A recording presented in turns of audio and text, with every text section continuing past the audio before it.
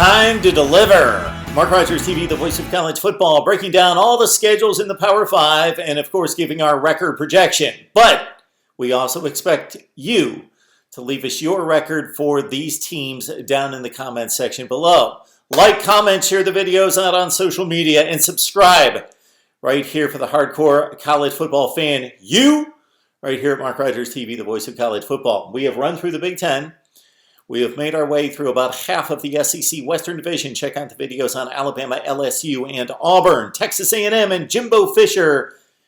Year 3, time to deliver. Jimbo's got about half the roster that he is responsible for in regards to recruiting and signing. And, of course, Texas A&M doing a fine job of recruiting before that. But the results on the field against the best in the SEC has not been good. 50-7 loss to LSU last year. That was an embarrassment. Losing to Alabama by 3 scores, losing to Auburn in a game in which Texas A&M was basically manhandled before a late rush in the fourth quarter. Texas A&M, in its first season under Jimbo Fisher in 2018, markedly better than what Kevin Sumlin produced there the previous couple seasons, and going 9-4 with a big bowl win against North Carolina State. But last season, they lost against a brutal schedule. The schedule was rough.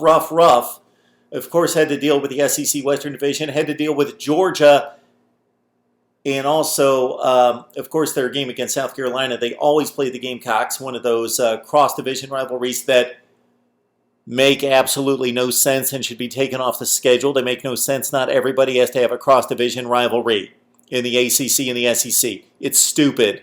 Okay. Auburn, Georgia, yes, we keep that. Alabama, Tennessee, keep it. LSU, Florida, keep it. The rest of them don't make sense. No reason to play them. All right, let's look at Texas A&M for 2020. Again, they lost all the big games to the big teams and generally looked bad doing it. Again, the schedule was brutal. They did play Georgia close on the road, but otherwise just, outclassed across the board. What did they do against this schedule? Well, they should get off to a great start. They don't go to the road until Game 5. Of course, that Arkansas game is always played at neutral site at Cowboys Stadium. Abilene Christian. Well, if Texas A&M can't take care of them, they might as well pack it up and close it down for 2020. North Texas, a team that's been on the rise up until last year at 5-7.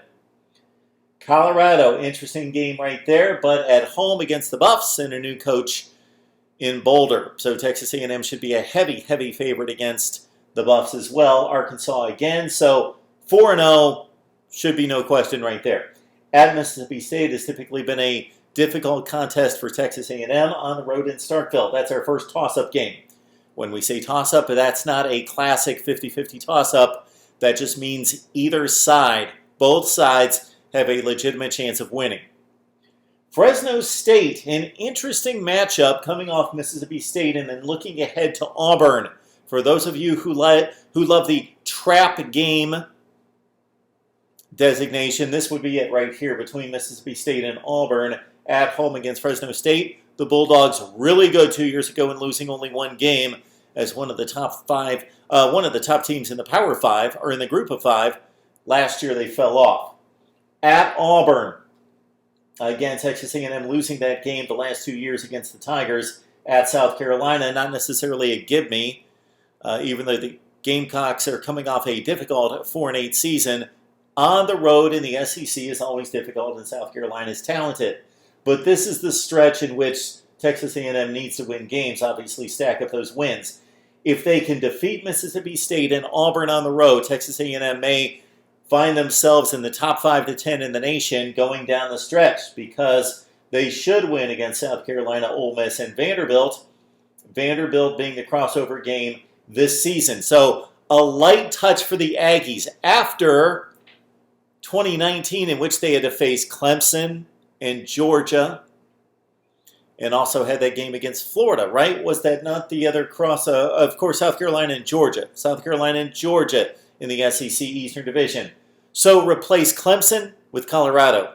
Replace Georgia with Vanderbilt. Voila! Boy, it looks a lot easier. So they could be in great shape if they go to Auburn and win. Texas A&M could be a top 5 to 10 team in the nation when they tackle these two.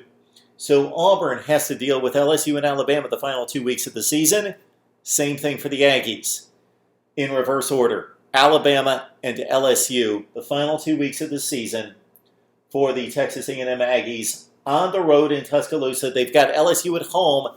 Texas A&M has not defeated, well, they won the one game. They are 1-7 against LSU, their designated rival since they joined the SEC in 2012. They have defeated LSU once, that famous 74-72 game that lasted forever 2 years ago. There it is for Texas A&M. They sweep in the non-conference. They lose 3 games in the SEC. I've got to be proven that they can defeat Alabama and LSU, even though the roster, they are closing the gap in regards to a roster, but it's not being closed quickly enough or decidedly enough. Can Jimbo Fisher coach up this team to be able to compete with the very best in the nation?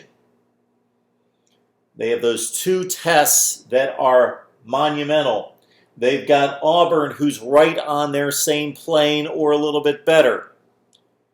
I think it's a successful season for Jimbo Fisher if they beat Auburn and take care of everybody else and play competitively against Alabama and LSU. It's 9-3 for me. 9-3 looks good, 5-3 in the SEC. Take your shot at projecting a record for Texas A&M. Leave your record projection down in the comment section below. And of course, like the video. That helps us out. So we are building something here that we want to deliver the best in discussion, debate, and analysis in college football. That's all there is to it. We want to be the best. This is taking some time. I'm one person. I need you to hit the like button. Please share the videos on social media. Leave your comments below. Engage in the content. We've got live streams coming your way each and every week, almost every day of the week. So join the live chat room. It's the best in college football right here at MarkRogersTV, the voice of college football.